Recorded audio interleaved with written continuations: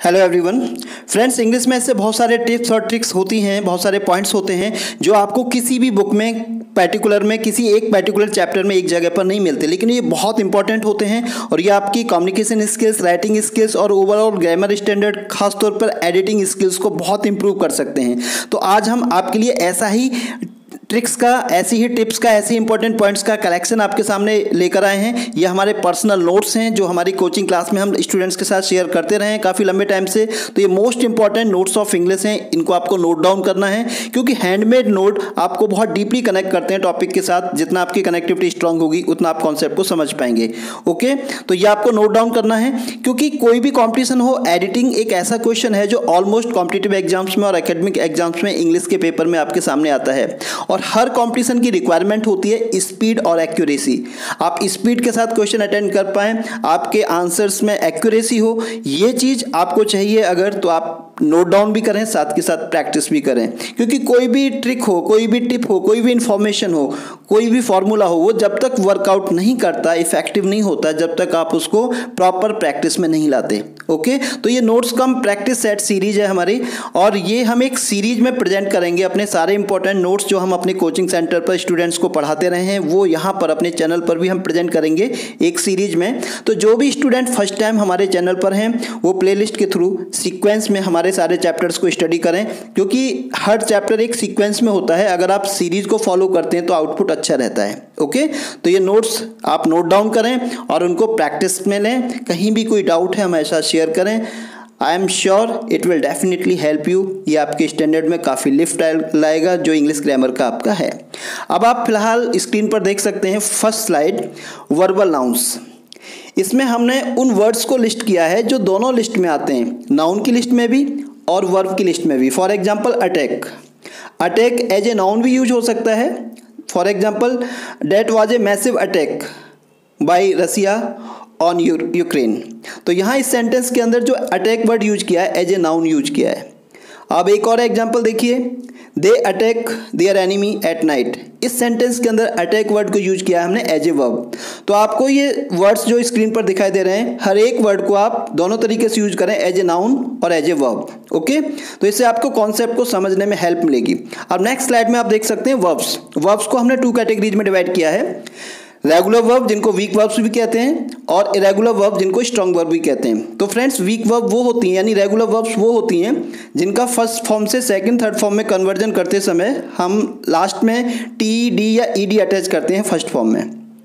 जैसे आप देख सकते हैं, जैसे play, played, okay, dance, danced, हमने डी अटैच किया, ऐसे एग्जाम्पल। और स्ट्रॉन्ग वर्ब्स जो होती हैं उनमें ऐसा नहीं होता, just like write, wrote, written. तो आप देख रहे हैं पूरा वर्ड चेंज हुआ।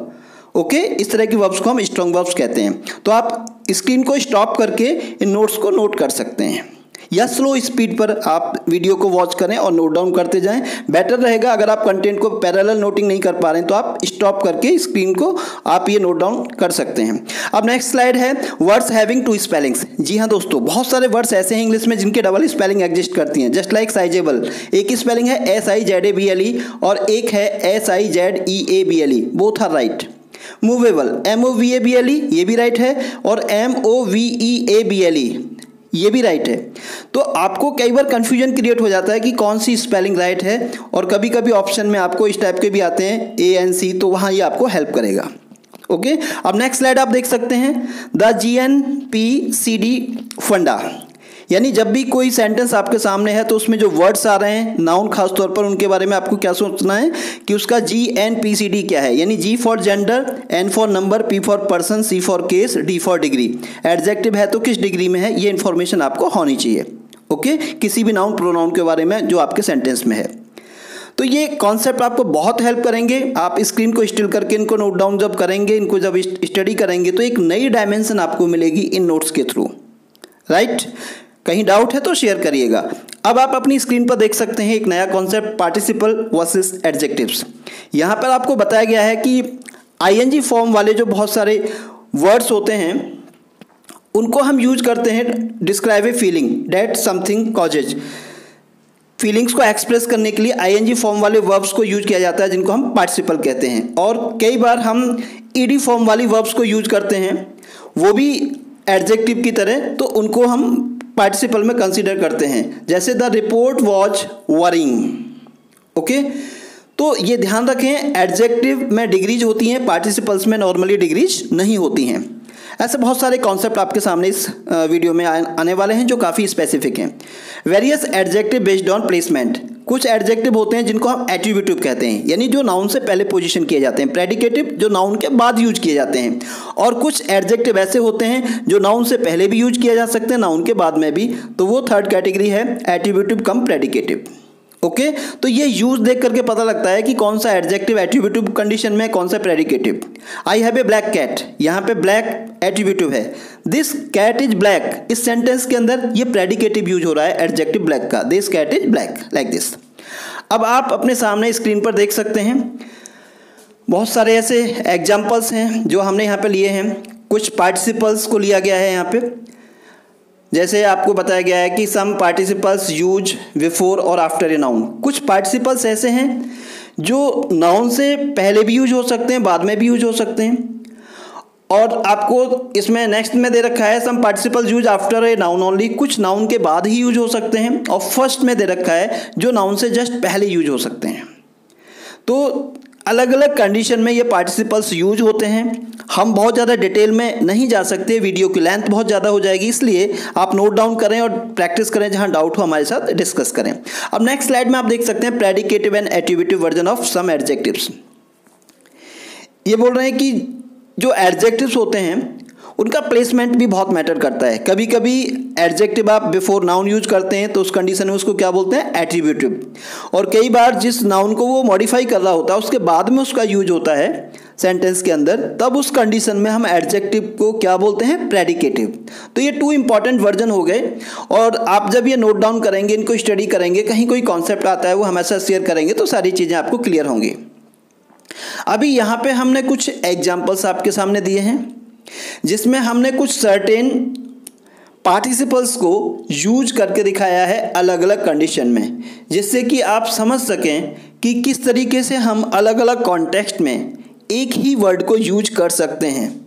तो ये वो वर्ड्स हैं जिनको हम पार्टिसिपल्स में स्टडी करते हैं। पार्टिसिपल्स बेसिकली वर्ब्स होते हैं, लेकिन they are use like an adjective. जब वर्ब्स एडजेक्टिव की तरह यूज किए जाते हैं सेंटेंस के अंदर तो उनको हम क्या बोलते हैं, पार्टिसिपल्स। तो यहाँ डिफरेंट पार्टिसिपल्स आप देख सकते हैं।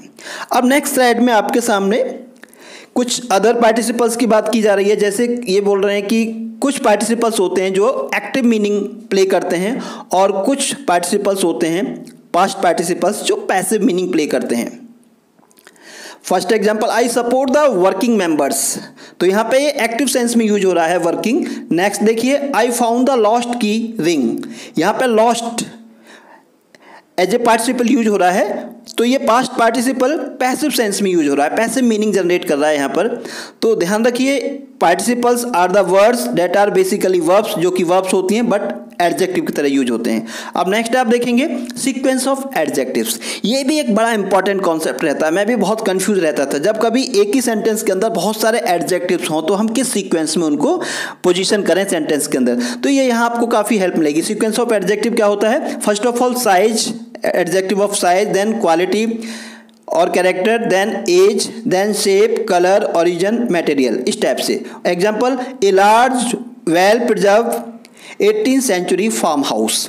तो जब मल्टीपल एडजेक्टिव्स आपके सामने हों तो उनको किस सीक्वेंस में रखना है, वहाँ पे ये टिप आपको बहुत हेल्प करेगी। अब आपकी स्क्रीन पर सामने एक पॉइंट आ रहा है, एम्फेसाइजिंग। एम्फेसाइजिंग मीन्स जब हम हाईलाइट करते हैं किसी पॉइंट को, तो आप लेफ्ट साइड देख सकते हैं इंटेंसिफाइंग और राइट साइड वीकनिंग। तो stronger, even, much far, a lot, considerably, यहाँ से हम किसी भी सेंस को डेप्थ देते हैं, यानी उसको स्ट्रेंथ देते हैं, इंटेंसिफाई करते हैं। Weaker, a little, slightly, a bit, somewhat, यानी ये जो कनेक्टर्स हैं ये हमारे सेंस को थोड़ा सा वीकनिंग, यानी उसको एक उसकी जो स्टैंडर्ड है उसको थोड़ा डिप करते हैं, और लेफ्ट साइड में जो दे रखे थे वो उसको स्टेबलाइज करते हैं और स्ट्रॉन्गर सेंस में देते हैं। जैसे आप देख सकते हैं, बाई फार, ईजली, तो ये स्ट्रॉन्गर सेंस को जनरेट करते हैं, और one of, some of, among, ये वीकर सेंस को जनरेट करते हैं। आप एग्जाम्पल्स को नोट डाउन करेंगे, उनको थोड़ा स्टडी करेंगे। ये पॉइंट्स ज़्यादा डीप एक्सप्लेनेशन मांगते हैं, लेकिन हम अदर वीडियोज में इन पर 1 बाय 1 भी अपना प्रेजेंटेशन देंगे, जिससे कि आप कॉन्सेप्ट को अच्छे से समझ पाएँ। फिलहाल आज हमारा मोटिव ये है कि कुछ ऐसे इंपॉर्टेंट पॉइंट्स हम आपके सामने शेयर करें जिन्हें आप नोट डाउन करें, और नेक्स्ट वीडियोज में हम 1 बाय 1 इन पर डिस्कस करेंगे, जिससे कि ये कॉन्सेप्ट और क्लियर हो। अब आप देख सकते हैं टाइप्स ऑफ कंपैरिजन। कभी कभी कंपैरिजन होता है आपका flat, just like milk is thicker than water. कभी कभी प्रोग्रेसिव होता है, her visits became rarer and rarer, यानी ये कंटिन्यूटी होती है। कभी कभी कंबाइंड होता है, the more sophisticated the product the more substantial the potential profit. तो कॉम्बिनेशन आ रहा है दोनों का। तो आप देखेंगे कि ये जो एडजेक्टिव्स के अंदर जो कंपैरिजन होता है, सेंटेंसेज में जो कंपैरिजन शो करते हैं एडजेक्टिव्स, वो भी सेम टाइप का नहीं होता, उसके अंदर भी वेरिएशन होती है। अब आप देख सकते हैं लिंकिंग वर्ड्स, खासतौर से वो वर्ड्स जो क्या शो करते हैं, रीजन और रिजल्ट। जैसे बिकॉज ऑफ या बिकॉज आप तब यूज करते हैं जब आप कोई रीजन या रिजल्ट शो कर रहे होते हैं। बिकॉज ऑफ के बाद अक्सर आपको सब्जेक्ट लेना होता है, और बिकॉज के बाद subject plus verb. Okay, I cancelled it because of you, मैंने इसे आपकी वजह से कैंसिल किया। It was cancelled because it was raining, इसको कैंसिल किया गया क्योंकि बारिश हो रही थी। तो ये एग्जाम्पल्स आपको इस कॉन्सेप्ट को समझने में काफ़ी हेल्प कर सकते हैं। ओके, अब यहाँ पर एक यूज दिया गया है ड्यू टू और ओइंग टू। तो फॉर्मल लैंग्वेज में हम ड्यू टू को प्रेफर करते हैं, लेकिन ओइंग टू ये यूज भी काफ़ी है, लेकिन डिपेंड करता है आप प्रैक्टिस में जब ज़्यादा लेते हैं किसी वर्ड को, तो वो आपके माइंड में पहले क्लिक करता है। There is a lot of traffic today due to और ओइंग टू द शो, यानी दोनों को यूज कर सकते हैं आप 1 टाइम 1, लेकिन आपको ध्यान रखना है कि प्रैक्टिस में एक से मैन परफेक्ट आप किसी एक वर्ड को राइट मानते हैं क्योंकि आपने उसका यूज ज़्यादा किया है। तो मीनिंग वाइज और एप्लीकेशन वाइज कोई डिफरेंस नहीं है इन दोनों वर्ड्स में। अब आप देख सकते हैं due to the fact that, owing to the fact that, ये भी किसी भी केस में यूज किए जा सकते हैं, दोनों में से कोई एक, यानी दोनों का जो मीनिंग है सेम है। The publisher rejected the latest novel of the writer owing to the fact और due to the fact that the manuscript was full of errors. तो due to the fact that और owing to the fact that ये एक दूसरे के क्या हैं, एक तरह से स्लैश में आ रहे हैं। तो इसका मतलब है आप इसे भी यूज कर सकते हैं और उस पोजीशन में ये भी यूज कर सकते हैं। स्लैश का मतलब होता है आइदर दिस और डेट। ओके, दोनों का मीनिंग क्या है, सेम, दोनों की एप्लीकेशन सेम है। अब आप नेक्स्ट पॉइंट देखेंगे since. Since is equal as. तो देखिए I am going to bed at 10 PM since, और आप चाहें तो एज भी यूज कर सकते हैं, I need to get up early morning tomorrow. तो यहाँ आपको ये बताया गया है कि since is equal to as, यानी जहाँ आप सिंस यूज कर रहे हैं बहुत सारे केसेज में सेम सर्कमटेंसेज में आप एज भी यूज कर सकते हैं, और ये ज़्यादा इनफॉर्मल वर्जन है। ओके, ऐसे बहुत सारे इंपॉर्टेंट टिप्स हैं, बहुत सारे इंपॉर्टेंट पॉइंट्स हैं जो आपको यहाँ इस वीडियो में मिलने वाले हैं। जो किसी पर्टिकुलर लेसन की हम बात नहीं कर रहे हैं, हम डिफरेंट लेसन्स के कुछ ऐसे स्पेसिफिक पॉइंट्स को एक साथ प्रेजेंट कर रहे हैं इस वीडियो के अंदर, जो आपको एडिटिंग में काफ़ी परेशान करते हैं। अब आप देखिए I.E और वर्सेस EG, इसका डिफरेंस समझें। I.E मतलब फर्दर, आगे, एक्सप्लेनेशन, क्लैरिफिकेशन जब हम दे रहे होते हैं तो हम I.E का यूज करते हैं। डेट इज और इन अदर वर्ड्स, यानी एग्जाम्पल्स को देने के लिए, किसी पॉइंट को एक्सप्लेन करने के लिए हम आई का यूज कर सकते हैं। और ईजी का मतलब होता है फॉर एग्जाम्पल, और लास्ट मार्केटिंग कैंपेन फेल्ड, इडेस्ट आई इडेस्ट वी स्पेंट $50,000। ओके, तो और ज़्यादा डिटेल आप वहाँ से ले सकते हैं और हम ऐसा शेयर कर सकते हैं। नेमली वर्सेस सच एज, तो ये भी एक पॉइंट है जो अक्सर कई बार एडिटिंग में हमें परेशान करता है। तो देखिए namely is followed by all of the examples. जब हम कोई भी पॉइंट दे रहे होते हैं उसके बहुत सारे एग्जाम्पल ले रहे होते हैं, तो हमें नेमली यूज करना है और सच एज यूज करना है जब हम कुछ एग्जाम्पल ही कोट कर रहे हैं। A few of the students namely Shraddha, Muskan and Varsha join the batch. Such as is followed by one or some of the examples only. A few of the students such as Muskan passed the exam. तो ध्यान रखिए नेमली का use करना है जब सारे example coat करने हैं, और सच एज का जब केवल एक दो एग्जाम्पल। ऑल्सो वर्सेस टू, तो I will do this also in next 3 hours, तो ये एडिशनल के लिए आता है और ये middle of the sentence use होता है। Too is typically use in the end, almost cases में हम इसको लास्ट में यूज करते हैं। We thought 1 kg apples too, sorry we bought 1 kg apples too, तो टू का यूज मोस्टली टेल में होता है सेंटेंस के, और ऑल्सो का यूज मिडल में होता है ऑलमोस्ट केसेज में। तो ये कुछ ऐसी टिप्स हैं, कुछ ऐसी ट्रिक्स हैं जो आपके लिए काफ़ी हेल्पफुल हो सकती हैं। और नेक्स्ट पॉइंट देखें, as well versus as well as. As well is equal to होता है टू, और ये काफ़ी नॉर्मली यूज होता है टेल के अंदर। She is not extremely successful, she is beautiful as well.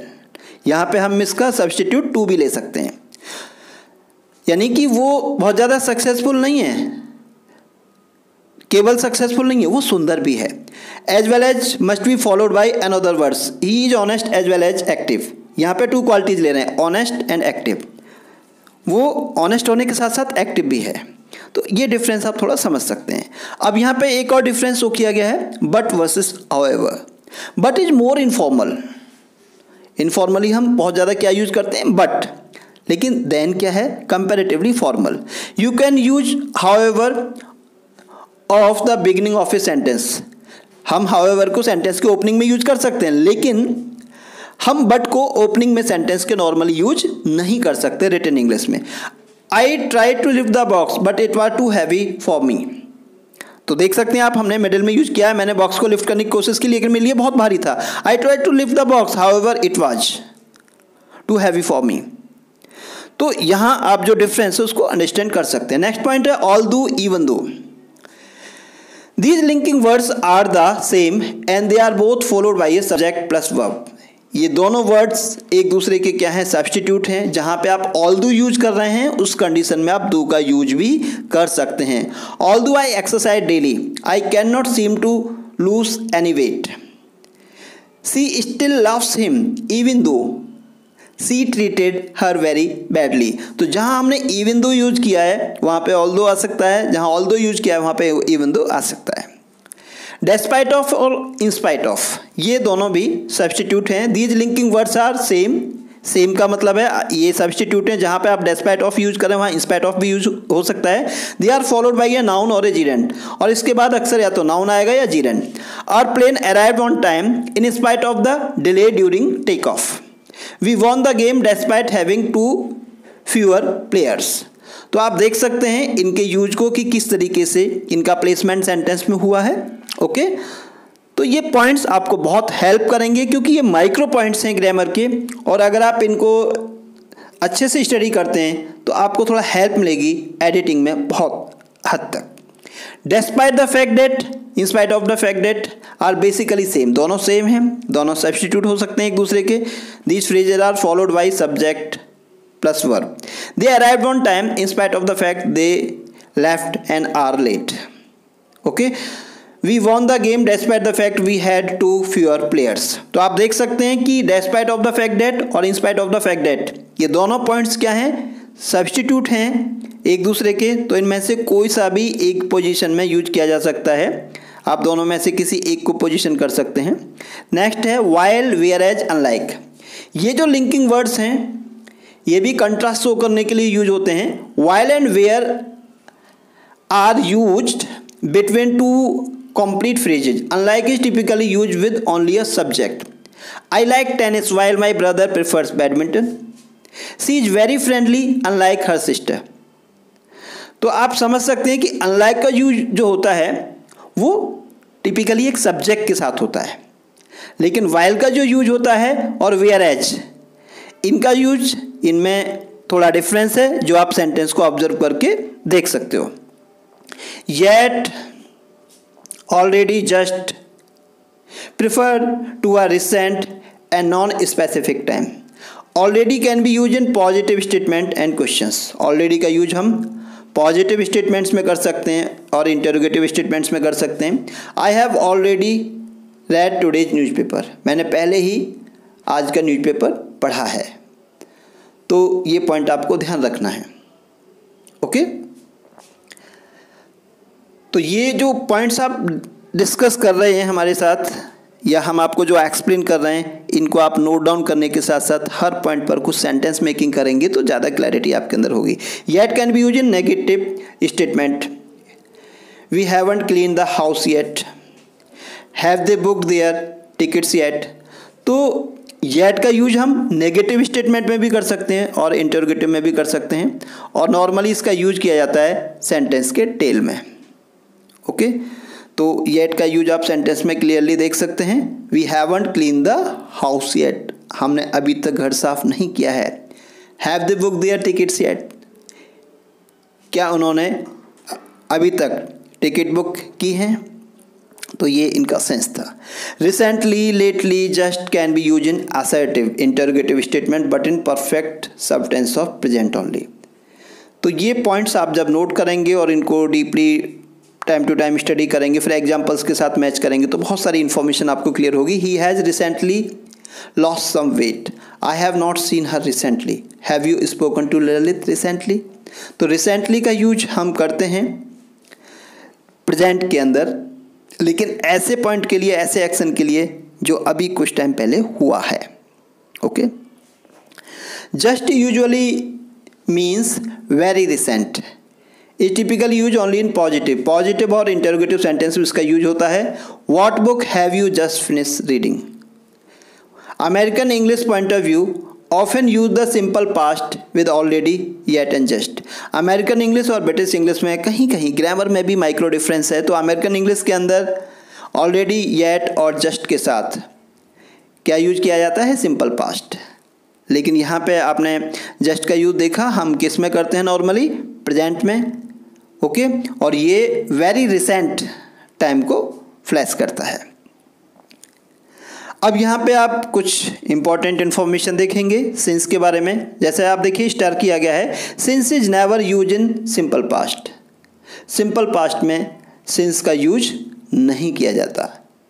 Did you book the tickets yet instead of have you book the tickets yet? तो ये आपको बताया गया है कि आपको इस तरह से स्टेटमेंट लेना है, आपको ये वाला वर्जन नहीं लेना है जो नीचे दिया गया है। I have already replied the email instead of I have already replied the email.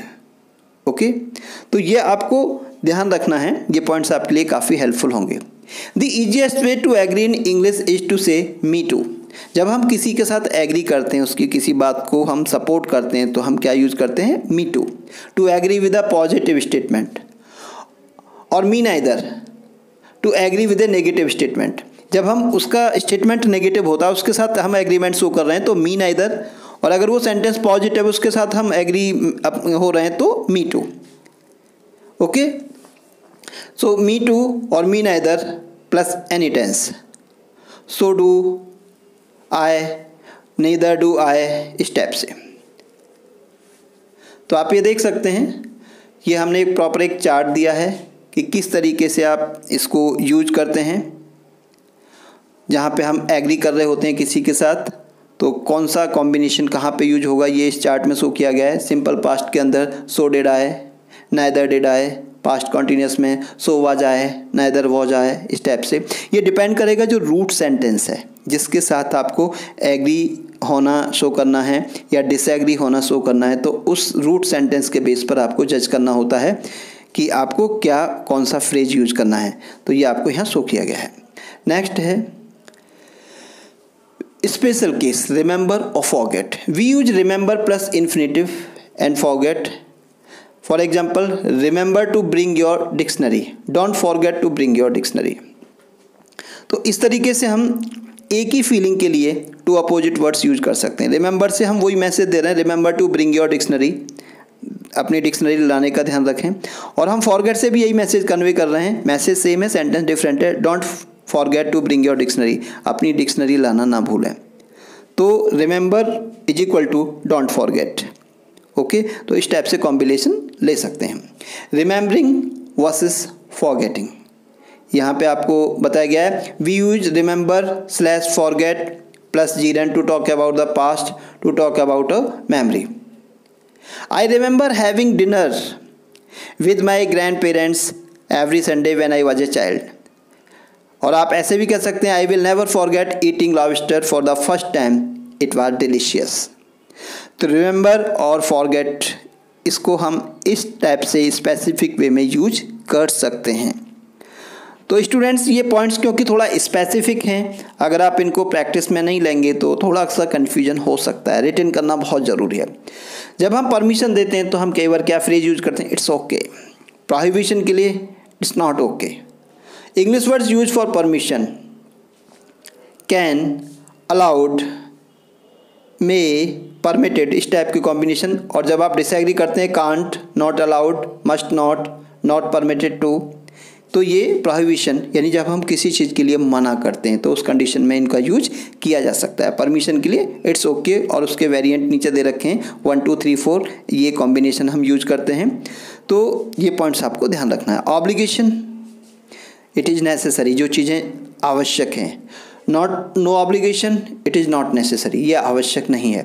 English word use for obligation, obligation के लिए अक्सर हम कैसे टर्म यूज करते हैं, have to, need to, must, required, जिस चीज़ को करना आवश्यक है। और कौन से इंग्लिश वर्ड्स हैं जो नो ऑब्लिगेशन के केस में यूज होते हैं, don't have to, don't need to, not necessary, not required, it is optional, like this. तो ये कॉम्बिनेशंस यूज किए जा सकते हैं जहां हम नो ऑब्लिगेशन वाले कंडीशन को एक्सप्लेन कर रहे हैं। ओके, तो ये पॉइंट्स काफ़ी पर्टिकुलर हैं और प्रैक्टिस की ज़रूरत है। सपोज टू और not suppose to, we can use it, suppose to का यूज किया जा सकता है for light requirement, for examples that are often not followed, ये लाइट रिक्वायरमेंट के लिए यूज करते हैं। Not suppose to, we can use it for light prohibitions, जहाँ थोड़ा निषेध हम शो कर रहे हैं उसके लिए यूज कर सकते हैं। For example, the employees are not suppose to eat lunch, बहुत स्ट्रॉन्ग नेगेशन नहीं है, प्रोहिबिशन नहीं है, लाइट नेगेशन है। Okay, we are suppose to arrive on time, तो यहाँ पर ये मतलब कंपलसरी तो है लेकिन बहुत ज़्यादा फोर्स के साथ नहीं। After versus later, use after plus phrase, never and a sentence with after, after से आपको किसी भी सेंटेंस को फिनिश नहीं करना है। Instead you can use afterwards, afterwards से हो सकता है। For example, did you go straight home after the baseball game, okay. लेकिन दूसरा एग्जाम्पल देखिए, no we went out for drinks afterwards. तो आप ध्यान रखिए, आफ्टर्स किसी भी सेंटेंस का लास्ट वर्ड नहीं होगा लेकिन आफ्टरवर्ड्स हो सकता है। और लेटर का यूज हम एक डिफरेंट सेंस में करते हैं, लेटर मीन्स बाद में। We can use later alone at the end of the sentence, sentence के एंड में हम यूज कर सकते हैं I will call you later, लेकिन हम आफ्टर को नहीं कर सकते इस टाइप से। We can say later plus time period to refer an unspecified time in the future, okay. I will call you 2 days later, like this. हम ऐसे नहीं कह सकते I will call you 2 days after, okay. तो एक micro difference था later और after में जो आपको समझना है। थोड़ा प्रैक्टिस करेंगे, कहीं डाउट है हमारे साथ शेयर करेंगे तो ये कॉन्सेप्ट आपको क्लियर हो जाएगा, ओके। नोटिंग बहुत इंपॉर्टेंट है और कुछ सेंटेंस मेकिंग बहुत ज़रूरी है। यूज एगो टू टॉक अबाउट पास्ट, हम पास्ट में कोई पास्ट का कोई इन्फॉर्मेशन देना चाह रहे होते हैं तो हम एगो का यूज करते हैं।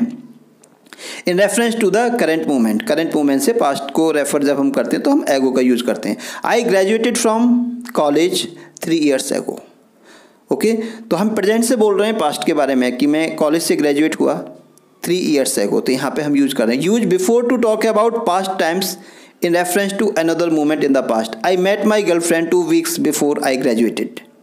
तो यहाँ जो रेफरेंस ऑफ टाइम है वो थोड़ा डिफरेंट है, ओके। अब देखिए नेक्स्ट देखें यहाँ पे, use by versus until for specific event that will happen before a certain time in the future. तो बाय का यूज फ्यूचर में होने वाले किसी सर्टेन इंसिडेंट के साथ किया जाता है और अंटिल का यूज करते हैं for a continuous event that will continue and then stop at a certain time in the future. हाँ, एक एक्टिविटी जो एक सर्टेन टाइम पर स्टॉप होगी, he is staying in London until the 30th March, एक certain point पर वो activity stop हो जाएगी, वहाँ पे हमें क्या यूज करना है, until, okay. During versus while, तो ये एप्लीकेशन भी, ये इनका यूज भी कई बार स्टूडेंट्स को पजल करता है। तो आप एग्जांपल देखिए, सी क्राइड ड्यूरिंग द मूवी। तो किसी इवेंट की मिडिल में कोई एक्टिविटी हो रही है उसको हमें एड्रेस करना है तो वहाँ पे हम यूज कर सकते हैं during. Okay, she cried while watching the movie. और जब कोई एक्शन हो रहा है उसके पैरेलल एक और एक्शन हो रहा है तो उसको एड्रेस करने के लिए हम यूज कर सकते हैं while. Okay, so she cried while watching the movie. तो ये थोड़ा एक डिफरेंस और इसका यूज आप समझ सकते हैं। From, to, till, until. यहाँ पर आपको फ्रॉम और प्रीपोजिशन टू, टिल, अनटिल के एप्लीकेशन को लेकर के जो डिफरेंस है वो यहाँ पे क्लियर किया गया है। अब जो स्लाइड की स्पीड रखी है हमने वो इस तरीके से है कि हम पर्टिकुलर पॉइंट को प्रॉपर एग्जांपल्स के साथ अगर लेते हैं तो वीडियो लेंथ काफ़ी इंक्रीज हो जाएगी। हमारा फर्स्ट राउंड है ये, इसमें हमारा टारगेट है उन पॉइंट्स को आपको नोट डाउन कराना, ये नोट्स आप तक पास करना। जैसा कि मैंने बताया आगे हम इन पॉइंट्स पर 1 बाय 1 वीडियो भी प्रेजेंट करेंगे, स्पेसिफिक वीडियोज। ओके, यहाँ इस स्लाइड में आपको एक्सप्लेन किया गया है usages of in. Okay, use on for days, यहाँ पे ऑन के यूज को लेकर के डिस्कस किया गया है। ऐड का यूज कहाँ करना है आपको, ये पॉइंट्स यहाँ पे कुछ दिए गए हैं। ये पॉइंट्स काफ़ी हेल्पफुल होते हैं जब हम एडिटिंग बेस एक्सरसाइजेज कर रहे होते हैं या FIB बेस एक्सरसाइजेज कर रहे होते हैं या हम किसी भी तरह के कंपोजिशन में होते हैं। तो ये जो इनपुट हम यहाँ शेयर कर रहे हैं ये आपको नोट डाउन करके रिवाइज करना है और इसको अप्लाई मोड में लाना है। तो ये छोटे छोटे पॉइंट्स आपको बहुत हेल्प करेंगे। अब यहाँ इस स्लाइड के अंदर डिस्कस किया गया है एज लॉन्ग एज और एज सून एज। तो आप इसको नोट डाउन करेंगे, इसको स्टडी करेंगे, इसकी पूरा जो डिफरेंस है, म्यूचुअल डिफरेंस क्या है, किस कंडीशन में इनको यूज करना है, ये पॉइंट हमने इस स्लाइड में एक्सप्लेन किया है।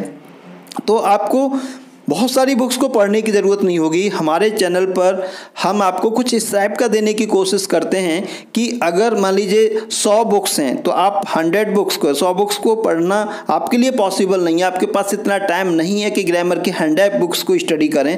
लेकिन क्योंकि हमने 10 ईयर्स में 100 बुक्स को स्टडी किया है और हर बुक के अंदर कुछ ऐसा स्पेसिफिक होता है, लेकिन हर बुक के अंदर हर चीज़ इंपॉर्टेंट नहीं होती। हर टॉपिक पर राइटर का प्रेजेंटेशन बहुत ज़्यादा कमांड वाला नहीं होता, कुछ उसकी वीकनेसेज होती हैं, कुछ पॉइंट्स उसके बहुत स्ट्रांग होते हैं। तो हर बुक की कुछ स्पेसिफिक पॉइंट्स को हमने एक साथ कलेक्शन में यहाँ पे आपके लिए प्रेजेंट किया है। तो आप यहाँ देखें कुछ पर्टिकुलर प्रीपोजिशंस के यूज को लेकर के इस स्लाइड में डिस्कस किया गया है। तो अलग अलग बुक से कुछ जो इम्पोर्टेंट पॉइंट्स हमें मिले उनको कैसे यूज करना है, उनका म्यूचुअल डिफरेंस क्या है, तो ये प्रॉपर डेफिनेशन के साथ उनके यूज को एक्सप्लेन करते हुए सफिशिएंट एग्जांपल्स के साथ हमने ये वीडियो तैयार किया है। तो जब आप ये नोट्स नोट डाउन कर लेंगे, इनको प्रॉपरली स्टडी करेंगे, क्योंकि हमने यहाँ पर उसके एग्जांपल्स भी दिए हैं, उसका डिफरेंस भी शो किया है, उसको एक्सप्लेन भी किया है, तो आपको ये पॉइंट्स बहुत अच्छे से क्लियर हो जाएंगे और आपको काफ़ी हेल्प होगी एडिटिंग वाले क्वेश्चंस में। वरना ये पॉइंट्स आपको किसी भी एक सिंगल बुक के अंदर सारे पॉइंट्स आपको नहीं मिलेंगे, क्योंकि कोई भी बुक ऐसी नहीं है मार्केट के अंदर जो ग्रामर में होलिस्टिक हो। क्योंकि ग्रामर एक इतना वाइड सब्जेक्ट है कि कोई भी राइटर, कोई भी बुक ग्रामर को 100% कवर नहीं कर सकती, क्योंकि इतना ज़्यादा कंटेंट होता है ग्रामर के अंदर। वोकेबलरी अपने आप में एक अलग ही सब्जेक्ट हो जाता है, कंपोजिशन एक अलग कॉन्सेप्ट है, ओके, ट्रांसलेशन एक अलग कॉन्सेप्ट है, ग्रामर रूल्स अपने आप में काफ़ी डेप्थ रखते हैं। तो ये सारा कुछ एक ही बुक के अंदर परफेक्टली आ पाना ये पॉसिबल नहीं होता, ओके, डेप्थ ज़्यादा होने की वजह से। इसलिए बहुत सारे पॉइंट्स होते हैं इम्पॉर्टेंट, लेकिन वो किसी एक ही राइटर ने किसी एक बुक में कंपोज नहीं किए हैं। तो ये हमने यहाँ पे एफर्ट करके आपको पूरा कलेक्शन प्रेजेंट किया है। तो फिलहाल हम यहाँ पे पॉइंट टू पॉइंट आपको एक्सप्लेन नहीं करेंगे, क्योंकि कंटेंट काफ़ी ज़्यादा होता है स्लाइड के अंदर। उसको अगर हम वर्ड टू वर्ड एक्सप्लेन करते हैं तो हमारी जो वीडियो है बहुत लेंदी हो जाएगी, और हम चाहते हैं पहले ये आपको नोट्स सारे पहुँचें, आप इनको नोट डाउन करें और फिर आप इनको जब रीड करेंगे, इनको सॉर्ट आउट करेंगे, तब आपको पता लगेगा कि कहाँ किस में डाउट है। तो आगे सीरीज में हम इस पर एक्सक्लूसिव वीडियोज प्रेजेंट करेंगे, तो वो कॉन्सेप्ट आपका वहाँ अटेंड किया जाएगा। लेकिन फर्स्ट प्रायोरिटी हमारी ये है कि ये इम्पोर्टेंट नोट्स आपके पास पहुँचें, आप इन्हें नोट डाउन करें। जैसे यहाँ दिया गया है ओवर वर्सेस अंडर, तो यहाँ आपको एक्सप्लेन किया गया है कि किस पर्टिकुलर सर्कमस्टांस के अंदर आपको ओवर यूज करना है, कहाँ पर आपको अंडर यूज करना है, और विद एग्जांपल हमने हर पॉइंट को एक्सप्लेन किया है। तो friends, it will definitely help you.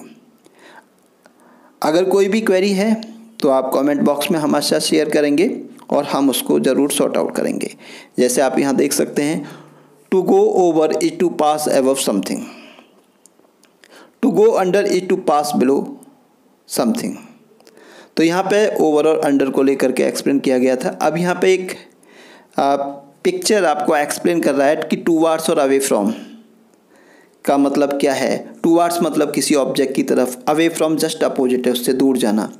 Into मतलब किसी भी एनक्लोज सरफेस के अंदर किसी चीज़ का आना, आउट ऑफ उससे बाहर जाना। तो इनटू का अपोजिट क्या हो गया, आउट ऑफ, और टूवर्ड्स का अपोजिट क्या है, अवे फ्रॉम। तो इस टाइप से जो चीज़ें हैं ना, बहुत अच्छे से हमें क्लियर हो जाती हैं, क्योंकि कुछ प्रीपोजिशंस ऐसे हैं जिनका यूज आप लोग कम करते हो, जैसे into, out of, towards, away from. Mostly आप यूज करते हो इन, ऑन, अबव, अंडर, तो वहाँ आप थोड़ा हैबिचुअल हो जाते हो। अब जैसे देखिए ऑन टू, तो ये ब्लैक डॉट्स सरफेस से आपको दिखाया गया कि मान लीजिए कोई सरफेस पे इस पर कोई चीज़ आती है, तो ये ऑन टू का एग्जाम्पल हो गया। अब इस सरफेस से वो चीज़ दूसरी तरफ जाती है, तो ये off. The cat jumped on to the bed, okay, yellow के इसको रिप्रेजेंट कर रहा है। The cat jump off the bed, जो रेड बॉक्स है, ये इस एग्जाम्पल को रिप्रेजेंट कर रहा है, ओके। तो इस तरीके से जब आप इसको वॉच आउट करेंगे वीडियो को एटलीस्ट 2 टाइम्स और नोट डाउन करेंगे सारे पॉइंट्स को, तो ये पॉइंट्स आपके लिए बहुत इजी हो जाएगा इसको समझना, क्योंकि हमने अपना बेस्ट एफर्ट किया है कि हम बेटर एग्जांपल, ईजीएस्ट एग्जांपल के साथ अपने पॉइंट को एक्सप्लेन करें। अब यहाँ आप देख सकते हैं along versus around. Along is to follow a line, कोई लाइन है उसको फॉलो करना, जैसे अलोंग द रेलवे ट्रैक। और अराउंड का मतलब होता है to go in a circular direction, circular motion में मूव करना, वहाँ पे हम अराउंड का यूज़ करते हैं। He walked around the lake, okay, lake के चारों तरफ उसने मूव किया। We walked along the road, तो रोड के किनारे किनारे हम मूव किए, वॉक किए, तो यहाँ पे हमने लिया along the road, okay. Out, outside, out of, इसका यूज आउट का कहाँ करना है, आउटसाइड का कहाँ करना है, आउट ऑफ का कैसे करना है, कौन से वो सर्कमस्टेंसेज हैं, तो वो पूरा हमने इस स्लाइड में एक्सप्लेन किया है। एग्जाम्पल भी दिए गए हैं जिससे कि आप इनका जो म्यूचुअल डिफरेंस है एप्लीकेशन में वो समझ सकें, उसको एक्सप्लेन भी किया गया, लेकिन टू द पॉइंट। तो इतना कंसाइज वे में, इतना टू द पॉइंट, इतना वंडरफुल कलेक्शन कि जिसमें आपको 100 बुक्स पढ़ने की ज़रूरत नहीं है। हमने 100 बुक्स को एक वीडियो के अंदर यहाँ पे सेट किया है, क्योंकि सारे पॉइंट ऐसा नहीं है कि चैलेंजिंग होते हैं। ग्रामर के अंदर कुछ पॉइंट्स, बेसिक ग्रामर बहुत ईजी होती है, लेकिन ये भी फैक्ट है कि ग्रामर के अंदर ऐसे बहुत सारे पॉइंट्स होते हैं, बहुत सारे फैक्ट्स होते हैं जो काफ़ी ब्रेन स्टॉर्मिंग होते हैं, और वो कहीं एक जगह हमें मिलते नहीं। ऐसी फैक्ट्स को हमने यहाँ पे सेव किया है। Across versus through. Across is going from one side to another. तो across का यूज है। Through is movement from one side of an enclosed space to the other side. I drew a line across the paper. Okay, तो open surface पर हमने use किया across, लेकिन through use किया है enclosed सरफेस में। जैसे the ball went through the window, तो आप यूज से थोड़ा इसको समझ सकते हैं। Sometimes either across or through can be used for areas. We walked across the park, we walked through the park, both are right. They drove across the city, they drove through the city. तो कुछ certain condition के अंदर ये दोनों word across और through एक दूसरे के क्या हो सकते हैं, सब्स्टिट्यूट हो सकते हैं। जैसा कि आप देख रहे हैं, हमने इन दोनों को सिमिलर केसेज में यूज किया है, ओके। तो ये पॉइंट्स आपके लिए काफ़ी हेल्पफुल होंगे।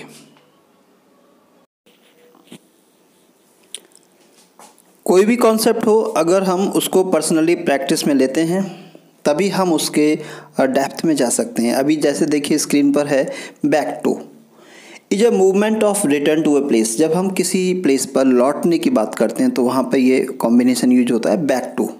यू हैव बीन बिफोर, जहाँ पहले थे उस जगह पर आप लौटते हो। He went to Italy, maybe for the first time.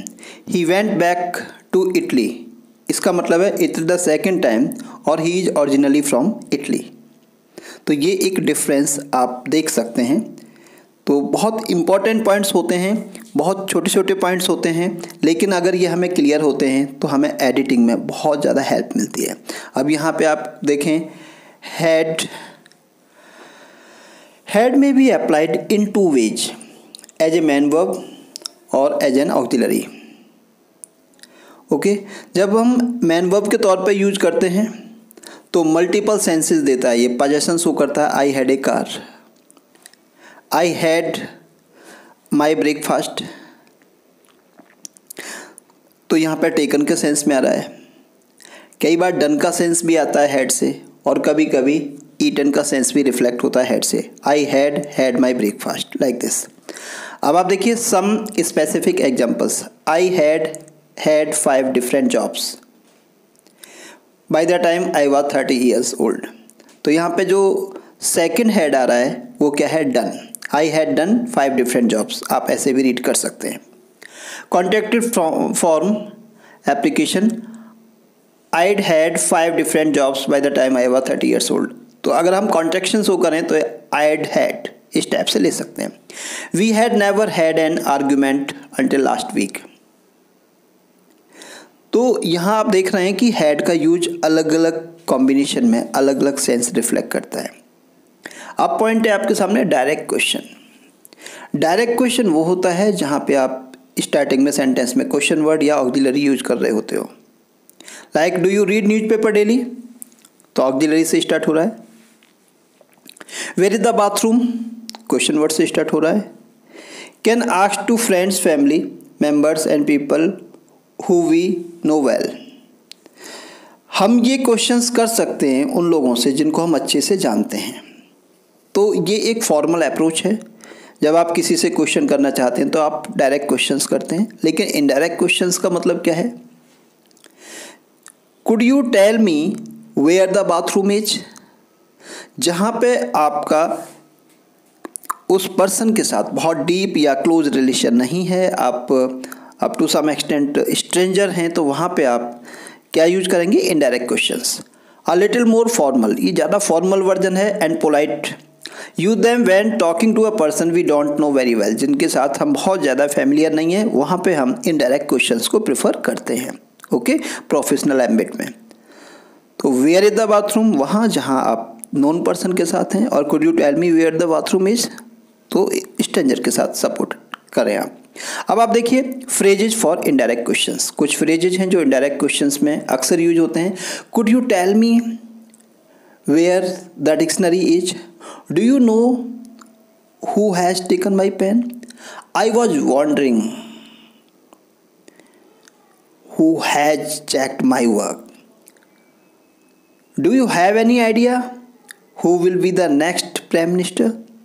इस टाइप से हम इनडायरेक्ट क्वेश्चंस को स्टार्ट कर सकते हैं। ओके, अब हम सब्जेक्ट को देखते हैं एक नए अंदाज में। सब्जेक्ट नॉर्मली हमारे सेंटेंस का ओपनर होता है ऑलमोस्ट किस चीज में, तो एक तो है simple subject, sun sets in the east, यहाँ पे सब्जेक्ट सन क्या है, सिंपल। कंपाउंड सब्जेक्ट, जहाँ पे मल्टीपल वर्ड्स होते हैं सब्जेक्ट के अंदर। All those buildings are white, तो यहाँ पे all those buildings, this is compound subject. Direct subject, Riya sliced an onion. Indirect subject, Riya made Manisha sing a song. तो इनडायरेक्ट सब्जेक्ट वो होता है जो डायरेक्टली एक्शन में इन्वॉल्व नहीं हो रहा होता है। अब एक पॉइंट आया कॉजेटिव वर्ब्स। ये पॉइंट भी आपको कुछ बुक्स में मिलेगा, कुछ में नहीं मिलेगा, लेकिन ये एक इम्पॉर्टेंट पॉइंट है। और ये वर्ब्स थोड़ा चैलेंजिंग कॉन्सेप्ट हैं, क्योंकि इसको वही स्टूडेंट कर सकता है जो थोड़ा स्ट्रॉन्ग साइड है। कॉजेटिव वर्ब्स वो होती हैं जिसमें एक जो सब्जेक्ट है वो डायरेक्टली एक्शन को नहीं कर रहा होता है, वो उस एक्शन को किसी से करा रहा होता है। तो John let me drive his new car, John ने मुझे अपनी नई कार चलाने दी। ओके, तो जॉन ने ड्राइव नहीं की, जॉन ने मुझे चलाने दी। तो थोड़ा आप डिफरेंस समझ सकते हैं। डायरेक्ट सब्जेक्ट में require many types of verbs. Okay, और इनडायरेक्ट जो सब्जेक्ट होते हैं रिक्वायर ओनली कॉजेटिव वर्ब्स। सी मेड हिम लाफ। और जो डायरेक्ट सब्जेक्ट होते हैं उनमें जो वर्ब हैं वो ट्रांजिटिव हो सकती हैं, डाई ट्रांजिटिव हो सकती हैं, लिंकिंग वर्ब्स हो सकती हैं। लेकिन इनडायरेक्ट सब्जेक्ट में कॉजेटिव वर्ब्स की रिक्वायरमेंट होती है। तो आप जब ये डिफरेंस समझ जाएंगे डायरेक्ट सब्जेक्ट और इनडायरेक्ट सब्जेक्ट का, तो आपके लिए ईजी हो जाएगा कॉजेटिव वर्ब्स को समझना। तो यहाँ पर ये जो स्लाइड्स हैं आपको ऐसे कुछ कंटेंट के साथ कनेक्ट कर रही हैं जो आपको अलग अलग बुक्स में मिलेगा, किसी एक बुक में पर्टिकुलर नहीं है और काफ़ी स्पेसिफिक है। वर्ड्स क्लासिफिकेशन, जो पार्ट्स ऑफ स्पीच आप पढ़ते हैं उसमें कुछ वर्ड्स हैं जिनको हम स्ट्रक्चरल यूनिट मानते हैं, जैसे articles, pronoun, preposition, conjunction, auxiliaries. Content unit में आते हैं noun, verb, adjective, adverb. Okay, तो नाउन, वर्ब, एडजेक्टिव, एडवर्ब ये वर्ड्स ज़्यादा मैटर करते हैं जब आप किसी सेंटेंस का सेंस निकालते हैं। लेकिन जब हम माइक्रो इंग्लिश की बात करते हैं, एडिटिंग की बात करते हैं, तो ज़्यादा कन्फ्यूजन, ज़्यादा प्रॉब्लम, ज़्यादा चैलेंज क्रिएट करते हैं स्ट्रक्चरल यूनिट्स वाले वर्ड्स। अब नेक्स्ट देखिए specific usages of articles. Articles एक इम्पॉर्टेंट चैप्टर है। इसमें 3 कैटेगरीज है, एनाफोरिक, जेनरिक और स्पेसिफिक। ये 3 स्पेसिफिक डायमेंशन हैं आर्टिकल्स की। अब ये आगे के वीडियोज में हम 1 बाय 1 इन सारे टॉपिक्स को लेने वाले हैं। यहाँ पर हमने आपको एक तरह से एक कलेक्शन दिया है और उन पर हमने माइक्रो लेवल पे अपना प्रेजेंटेशन दिया है कि ये क्या है, उसका इंट्रोडक्शन कुछ एग्जांपल्स के साथ। लेकिन कुछ टॉपिक्स इतना डेप्थ रखते हैं कि उनको इस तरीके से होलिस्टिक वे में प्रेजेंट नहीं किया जा सकता, तो उन पर हमारी स्पेसिफिक वीडियोज आएंगे। अब नेक्स्ट है a grammar glossary, adjectival any structure, word, phrase, clause that fills the role of an adjective. जो एडजेक्टिव का फंक्शन करे, चाहे वो कोई वर्ड हो, फ्रेज हो, क्लॉज हो, वो क्या है? Adjectival. The house on the corner is new, तो ऑन द कॉर्नर क्या है? Adjectival. In this sentence on the corner is an adjectival, ये प्रपोजिशनल फ्रेज है। ओके, तो ये वर्ड्स जब कभी सामने आएँ तो आप कंफ्यूज नहीं होंगे कि एडजेक्टिवल क्या होता है, तो ये यूज करने से कॉन्सेप्ट क्लियर हो जाएगा। Adverb versus adverbial, Sanu writes correctly, ये क्या है? Adverb. We drove to the airport to pick up Radhika, to the airport ये क्या है? Adverbial prepositional phrase. To pick up Radhika adverbial infinitive phrase. तो एडवर्बियल और एडवर्ब में डिफरेंस आप समझ रहे होंगे। एडवर्बियल ऑलमोस्ट क्या होते हैं? कॉम्बिनेशन ऑफ वर्ड्स जिसमें ऑलमोस्ट फ्रेजेज होती हैं, और एडवर्ब अक्सर सिंगल यूनिट होते हैं। ओके, अब नेक्स्ट पॉइंट है एंटीसीडेंट, ANTECEDENT। ये वो वर्ड होता है या फ्रेज होता है जो अक्सर usually a noun phrase that a pronoun stands for, जिसके लिए कोई भी प्रोनाउन स्टैंड करता है वो नाउन जो होता है वो उसका एंटीसीडेंट होता है। For example, here is your present, I hope that you like it. तो ये जो इट जो प्रोनाउन है ये रिप्रेजेंट कर रहा है योर प्रेजेंट को। तो योर प्रेजेंट यानी प्रेजेंट जो नाउन है वो इस इट का क्या हो गया? एंटीसीडेंट। तो ये काफ़ी इंपॉर्टेंट कॉन्सेप्ट है। ये एंटीसीडेंट अक्सर आते हैं कंपाउंड सेंटेंसेज के अंदर, कॉम्प्लेक्स सेंटेंसेज के अंदर। एक्सप्लेटिव और provisional subject, a word without semantic meaning use as a place holder to fill the subject position. कई बार ऐसे भी सेंटेंस होते हैं जिनमें रियल सब्जेक्ट नहीं होता, तो हम डमी सब्जेक्ट्स यूज करते हैं जिनको हम एक्सप्लेटिव या प्रोविजनल सब्जेक्ट बोलते हैं। For example, there is a fly in my soup. तो यहाँ पे जो देयर है ये सेंटेंस के स्ट्रक्चर के पॉइंट ऑफ व्यू से सब्जेक्ट है, लेकिन ये रियल सब्जेक्ट नहीं है, ये प्रोविजनल है। एक्सप्लेटिव भी बोल सकते हैं और इसको हम डमी सब्जेक्ट भी बोल सकते हैं। अक्सर हम इट और देयर का यूज इस कैटेगरी में करते हैं। एपोसिटिव, ये क्या होता है? A structure that adds information bye renaming another structure. Ginger, my dog is sweet but stubborn. Ginger जो कि मेरा डॉग है वो प्यारा है लेकिन जिद्दी है। तो आप देख सकते हैं अंडरलाइन पार्ट क्या है? My dog. तो ये एपोजिटिव है, यानी जब हम एक ही वर्ड के लिए एक और वर्ड यूज करते हैं, अगर हम एक वर्ड को डिलीट मार दें तो भी सेंटेंस मीनिंगफुल रहेगा। तो वो जो एडिशनल वर्ड होता है, नाउन होता है जो हम यूज कर रहे होते हैं, उसको हम एपोजिटिव बोलते हैं। For example, Narendra Modi the prime minister of India is a great speaker. Okay, next है एडजेक्टिव्स। एडजेक्टिव्स को हम 3 कैटेगरीज में यहाँ पे स्टडी कर रहे हैं नॉन फाइनाइट फैमिली में। पार्टिसिपल, इन्फिनेटिव और जीरेंड। तो ये एक पर्टिकुलर कैटेगरी है। पार्टिसिपल के अंदर हम वर्ब्स को एज एन एडजेक्टिव यूज करते हैं और इन्फिनेटिव एक डिफरेंट कैटेगरी है। जीरेंड वर्ब्स को जब हम एज ए नाउन यूज करते हैं, like swimming is my hobby. तो ये एक पर्टिकुलर टॉपिक है जो आगे हम डिस्कस करेंगे। अब यहाँ पे एक कंपैरिजन है adjectivals versus adverbials. The home team is playing well. तो ये क्या है? एडजेक्टिवल, क्योंकि ये रियल एडजेक्ट नहीं है। रियल एडजेक्टिव्स वो होते हैं जिनके अंदर डिग्रीज होती हैं, like good, good, better, best, okay, like poor, poor, poorer, poorest. तो ये एडजेक्टिवल है। They went home with her. अब ये एडवर्बियल है। ये एडवर्बियल क्या होते हैं? जो वर्ब को मॉडिफाई करते हैं, लेकिन ये भी रियल एडवर्ब नहीं होते, लेकिन ये एडवर्ब का फंक्शन करते हैं। अब यहाँ पे एक नया पॉइंट है, थिसॉरस डिक्शनरी एनसाइक्लोपीडिया। थिसॉरस क्या है? A book that list words in groups that have similar meanings. Thesaurus में वर्ड्स को लिस्ट किया जाता है जिनके मीनिंग सेम होते हैं, यानी एंटोनिम्स सिनोनिम्स की एक तरह से ये लिस्ट होती है। डिक्शनरी एक बुकलेट होती है जो आपको वर्ड्स को प्रेजेंट करती है अल्फ़ाबेटिकल ऑर्डर में और उनके मीनिंग को एक्सप्लेन करती है, उनके यूजेस के बारे में कमेंट करती है, उनका ओरिजिन क्या है ये बताती है। एनसाइक्लोपीडिया एक ऐसी बुक होती है जिसके अंदर इंफॉर्मेशन होती है of all areas of knowledge, knowledge के अलग अलग फील्ड्स के बारे में और पर्टिकुलर पॉइंट्स पर भी, okay. Almost rules of English grammar contains sometimes offer normally in certain cases. यानी यहाँ पे ये कहा गया है कि ग्रामर के जितने रूल्स आप स्टडी करेंगे, कहीं पर भी आपको ऐसा नहीं मिलेगा कि ये रूल 100% हर कंडीशन में फॉलो करना है। कहीं ना कहीं हर रूल का एक ब्रेकअप रूल है, ओके। तो जब आप डीपली स्टडी करते हो इंग्लिश ग्रामर को, आप पाते हो कि हर रूल किसी ना किसी सर्टेन कंडीशन के अंदर ब्रेक हो जाता है। जितने भी रूल्स आप स्टडी करते हो सब सर्टेन टर्म्स एंड कंडीशन में अप्लाई होते हैं।